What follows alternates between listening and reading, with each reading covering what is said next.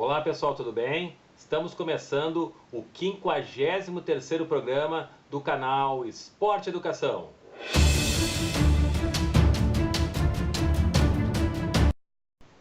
No programa de hoje, nós vamos falar sobre os princípios do esporte educacional.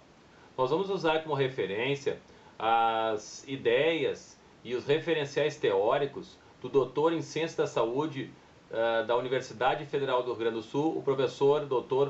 Rogério Voser. O professor Dr. Rogério Voser nos dá algumas orientações em relação aos aspectos que devem ser desenvolvidos em relação aos princípios pedagógicos do esporte educacional, ou seja, o esporte que é utilizado como ferramenta para educar as crianças, não só a educação esportiva, a educação do desenvolvimento da saúde, a educação do desenvolvimento das aprendizagens específicas do esporte, mas mais do que nunca o desenvolvimento da formação humana. Dentro desse know-how de princípios que o professor Rogério Voser nos orienta, ele nos passa algumas orientações que se fazem fundamentais para que o esporte se torne realmente uma ferramenta educacional, para que a gente possa adequar, na realidade, o esporte ao desenvolvimento infantil. Dentro desse processo, o professor Rogério Voser nos coloca alguns princípios. Dentre eles, primeiro, a primeira coisa que o educador deve valorizar no princípio educacional pedagógico é o corpo da criança.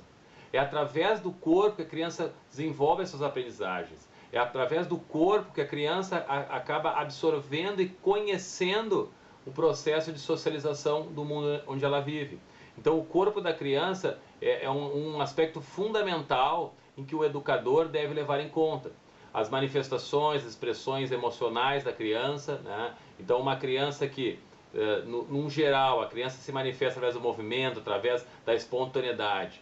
E durante alguma aula, alguma atividade esportiva, né, que o professor está ali desenvolvendo, o professor observa a criança mais cabisbaixa, a criança não querendo participar da atividade, ou o corpo muito contraído, são características que o processo emocional está se expressando através, provavelmente, algum desenvolvimento cognitivo em que a criança não compreendeu bem, ou a criança não está desenvolvendo uma atividade esportiva prazerosa. Então, o corpo da criança ele deve ser muito valorizado pelo educador esportivo, que deve ter um olhar atento a esse corpo e sempre procurar desenvolver atividades que possam fazer com que esse corpo possa não só desenvolver aprendizagens, mas mais do que nunca a criança aprender a conviver com o seu corpo, aprender a conviver com as suas características, se aceitar da forma que é. Um segundo princípio importante, a criança precisa desenvolver o esquema corporal dela. Então é fundamental que se desenvolva uma variedade de experiências, propicie uma variedade de experiências motoras, para que a criança possa desenvolver uma série de habilidades motoras e também uma série de pré-requisitos para as habilidades motoras, como a lateralidade, a orientação espacial, o direcionalismo, entre outras habilidades psicomotoras que são fundamentais e se farão base para o desenvolvimento das aprendizagens esportivas. Num terceiro momento, lembrando, né, que estamos educando através do esporte, mas não podemos esquecer também que o esporte é um princípio importante de aprendizagem. Então, poder desenvolver uma metodologia ativa, uma metodologia que possa unir não só os aspectos técnicos, os fundamentos técnicos do esporte, mas ao mesmo tempo unir a parte tática do jogo. Então, a criança desenvolver uma metodologia que ela possa simultaneamente aprender os fundamentos técnicos do jogo através de atividades que possam desenvolver também a parte tática, as percepções de ataque, de defesa durante o jogo, e isso tudo de uma forma lúdica, de uma forma recreativa, para que mantenha a motivação da criança e ao mesmo tempo a criança possa aprender a desenvolver as suas habilidades.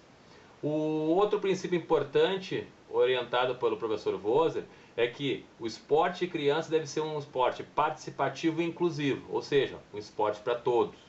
Um outro princípio importante, esse esporte para a criança tem que atender os interesses e as necessidades da criança e não dos adultos, que é um tema que a gente já vem explorando há muito tempo aqui no nosso canal. Então, para que a criança possa se sentir motivada a praticar as práticas esportivas, é fundamental que o professor adapte as aprendizagens esportivas através do interesse das crianças e não os interesses dos adultos, professor, pais, familiares e quem quer que seja.